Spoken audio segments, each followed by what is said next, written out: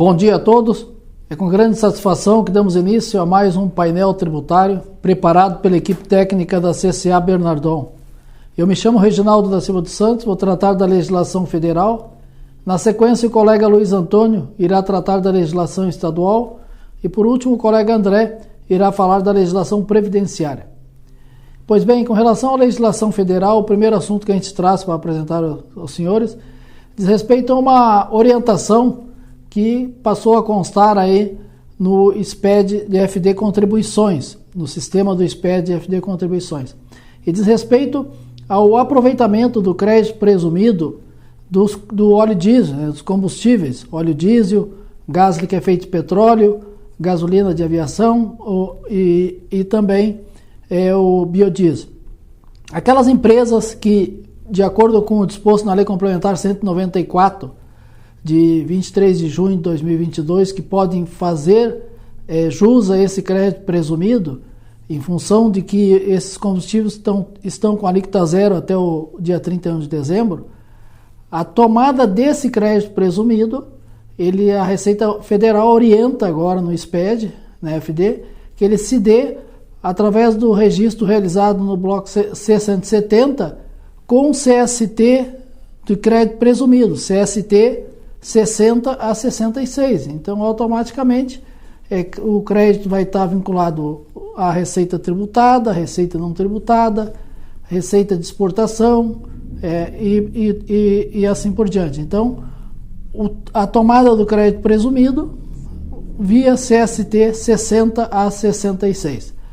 Até 18 de maio de 2022, de março até 18 de maio, existia aquela previsão da adjudicação do crédito normal. E a partir de 18 de maio, em função de toda aquela discussão sobre a vedação ao crédito, que depois foi restabelecido como crédito presumido pela Lei Complementar 194, a Receita Federal então agora orienta que o crédito presumido é via CST 60 a 66. É lógico que nós entendemos que as empresas que realizaram o crédito normal até 18 de março, quando não estava essa previsão do crédito presumido, não há necessidade de retificar o SPED. Se houver qualquer inconsistência, certamente vai ser explicado pela Receita, vai ser autoexplicável para a própria Receita Federal em função da legislação e dos recursos que eram disponíveis no momento. Agora, com relação ao segundo assunto que a gente traz para abordar para os senhores, diz respeito à compensação dos créditos decorrentes de decisão judicial, e é lógico que esses créditos mais em voga é o crédito PIS e COFINS pela exclusão do ICMS da base de cálculo dessas contribuições. Nós temos aí os créditos também de juros Selic pela tributação de juros Selic em débito tributário. Através de uma solução de consulta número 24, agora de recente, a Receita Federal ela fez um esclarecimento de que o direito creditório do sujeito passivo, a compensação, ela deve ser feita na mesma proporção em relação ao aproveitamento do principal e os seus acréscimos, assim definido na legislação. O que significa? O que a Receita Federal quer dizer com essa solução de consulta? O contribuinte, ele quando faz a habilitação do seu crédito tributário decorrente da decisão judicial, essa habilitação ela é feita em cima de um histórico de crédito que vem de vários meses. Vai depender da data do ingresso da ação, né, e qual é o período que retroage o direito ao crédito. E esse crédito que vai ser consolidado na habilitação, ele tem então um somatório de principal de vários meses ou vários anos, né? E os juros desses indébitos tributários de todo esse período. De modo que o total do crédito na data da habilitação, ele é composto lá, vamos supor, 60% por principal, 40% por juros, muitas vezes até o inverso. E a pergunta que foi feita para a Receita Federal através de uma consulta e que originou essa solução de consulta era de que forma fazer a compensação e atualização do crédito. O que a Receita Federal deixou claro é que a compensação E a atualização, elas deve ser feita uma compensação proporcional, onde o contribuinte, sempre quando ele compensa um débito com um crédito que está sujeito à atualização de juros, ele faz uma compensação proporcional. Quando ele não esgota todo o crédito, ele deve fazer uma compensação proporcional do crédito, onde ele vai amortizar principal e juros na proporção que ele está usando o crédito naquele momento. Então, outra coisa que a solução de consulta deixa claro é que o contribuinte não pode, mesmo que o crédito tenha decorrido de uma decisão judicial, aquele crédito original que ele apresenta na habilitação, ele só pode continuar incidindo juros sobre o principal. Aquele montante dos juros que incorreram até a data da habilitação continua sem sofrer atualização. Então, se o contribuinte continua fazendo compensações parciais, ele tem que amortizar o principal e os juros. E o que sofre atualização no mês seguinte é só o principal. E sempre por ordem cronológica, né? Então, a utilização dos créditos todos por ordem cronológica. Então, esse é o recado que a Receita Federal deu através dessa solução de consulta, de que a utilização dos créditos fiscais decorrentes de débitos tributários, em primeiro lugar, a compensação é proporcional sempre ao montante do crédito atualizado, quanto que está sendo utilizado desse crédito, abate na proporção o valor do principal e dos juros, e a atualização sempre é somente do valor do principal. Então não há que se falar em fazer incidência de juros sobre juros na atualização do crédito. Então esse seria o recado de hoje, né? Desejamos a todos aí uma ótima semana e nos encontramos no próximo painel tributário. Um abraço a todos.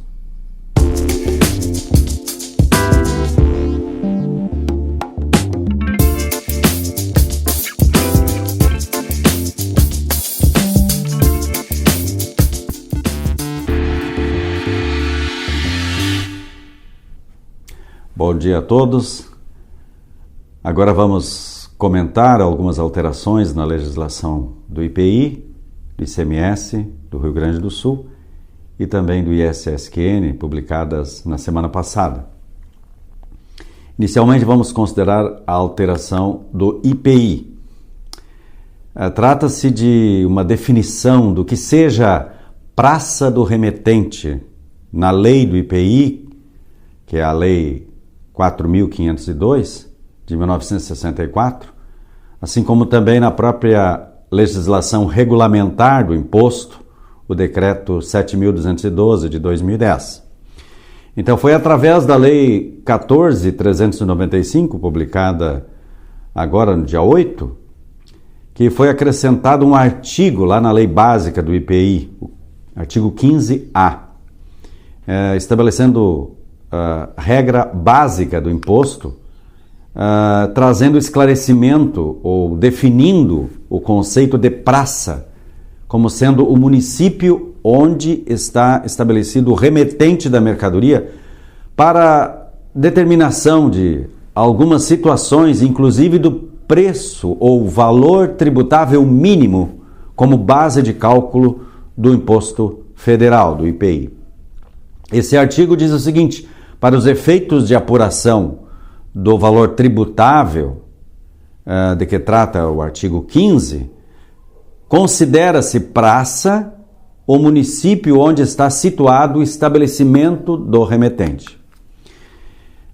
No próprio regulamento do IPI, nós temos alguns artigos que dependem desta conceituação, e até agora se tinha dúvidas se era um bairro ou um município, ou uma região, enfim.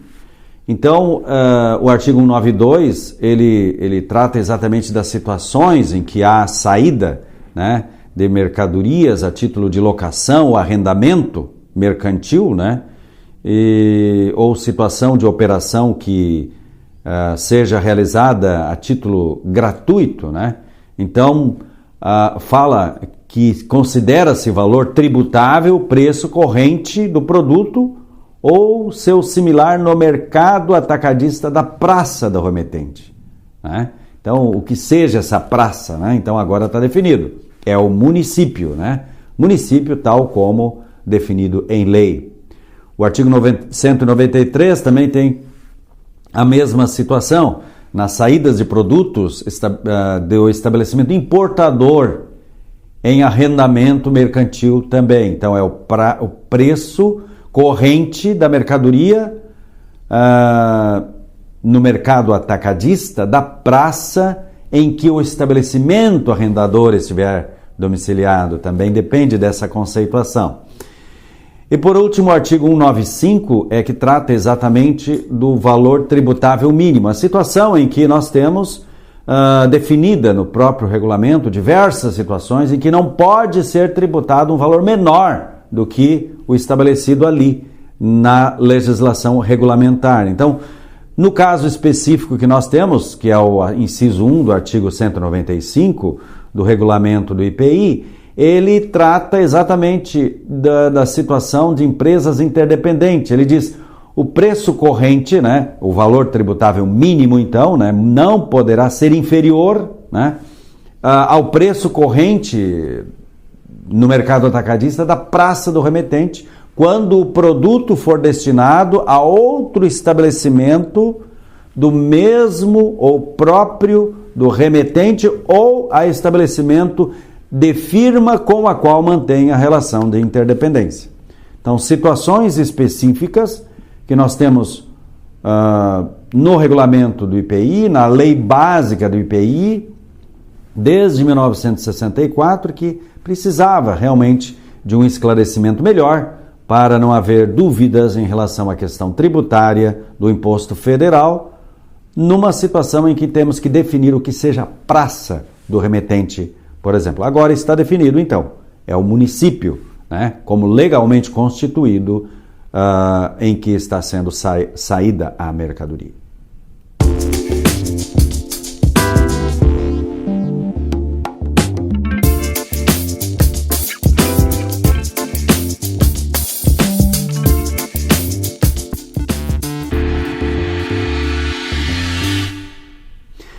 Depois, com relação à legislação do ICMS, informações, né, e até mesmo em função de consultas que temos na nossa consultoria, tivemos no dia 31 de maio de 2022 uma situação de regularização de código fiscal de operações, onde nós tivemos lá podemos dizer, uma consolidação, né, dos códigos fiscais, o CFAP, né, e houve uma falha naquela publicação, e então tivemos um ajuste CINIEF agora, o 13/2022, que reincluiu o código de mercadorias ou produtos de exportação, né, quando de industrialização própria, no caso 7101, tá? Então, ficou incluído novamente, né? Não é que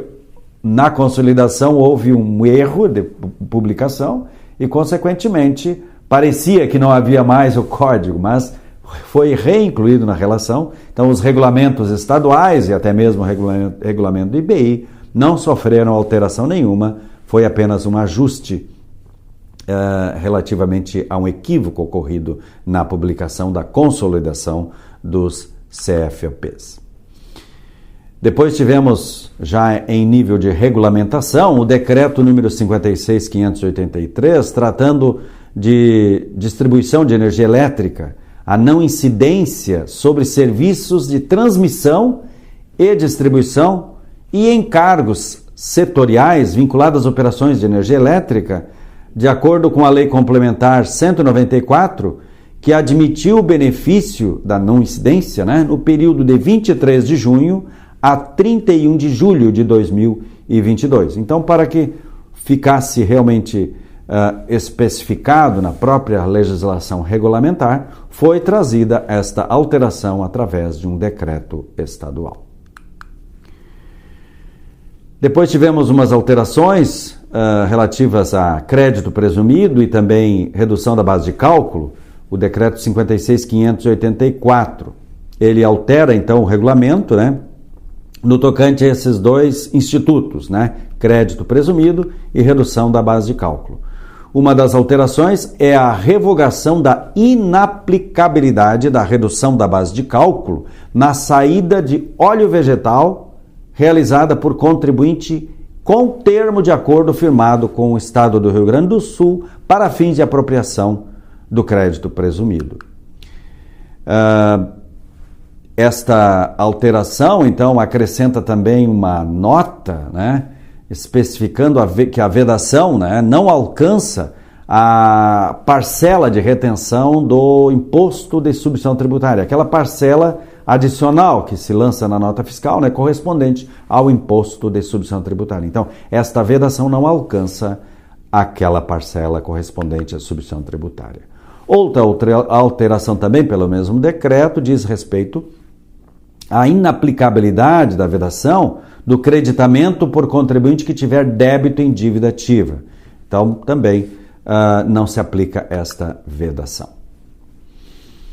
Depois, tivemos o decreto 56.588, ele trata do ICMS substituição tributária, base de cálculo operações com combustíveis. Ele fixa a base de cálculo do ICMS para fins de débito de responsabilidade por substituição tributária nas operações com diesel S10, óleo diesel, gasolina automotiva comum, gasolina automotiva premium, o gás GLP, né, P13 e o GLP, e realiza algum ajuste correspondente à legislação que estava inconforme. Depois tivemos a instrução normativa, já passando agora para orientações específicas, né, da Secretaria da Fazenda e da Receita Estadual, quanto à escrituração da nota fiscal de consumidor eletrônica, tá? O limite para dispensa. Tá? Então, a instrução normativa 61, então ela traz limites absolutos mensais, né? E também relativo a notas fiscais de consumidor eletrônica rejeitadas, notas fiscais de consumidor eletrônica autorizadas para os anos de 2022 e para os períodos de 2023 a 2027, 2028 a 2030 e a partir de 2031. Realmente são períodos bem avançados, mas já está na legislação, já estão divulgados os limites, né, absoluto e mensal a respeito destes documentos fiscais. Tivemos também a publicação da UIF, que é aquela unidade de incentivo do Fundopem para o mês de agosto de 2022. Então, as empresas que têm o benefício do crédito presumido do Fundopem utilizam neste mês de agosto, que daqui a pouco teremos, né, porque ainda não iniciou o mês de agosto, né, o valor de R$ 32,54. Então, para as empresas que têm o benefício do Fundopem.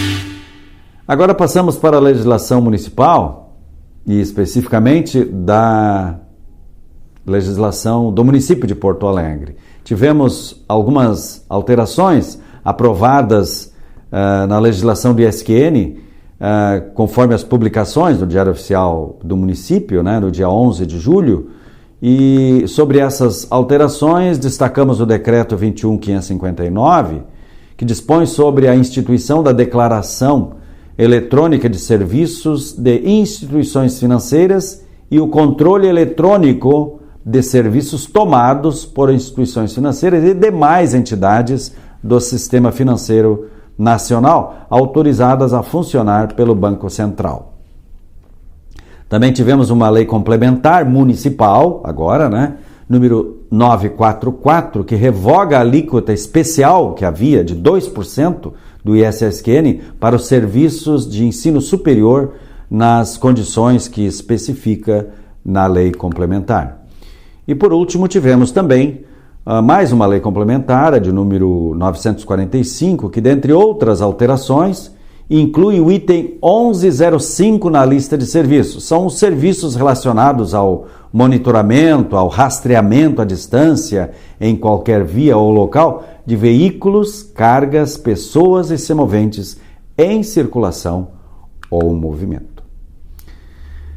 Então, eram estas as informações da área fiscal vinculadas ao ICMS do Estado do Rio Grande do Sul, ao IPI e também ao ISSQN do município de Porto Alegre, que gostaríamos de transmitir aos senhores. A seguir, o colega André vai comentar as alterações da legislação previdenciária. Um bom dia, uma ótima semana a todos e até o próximo painel tributário da CCA.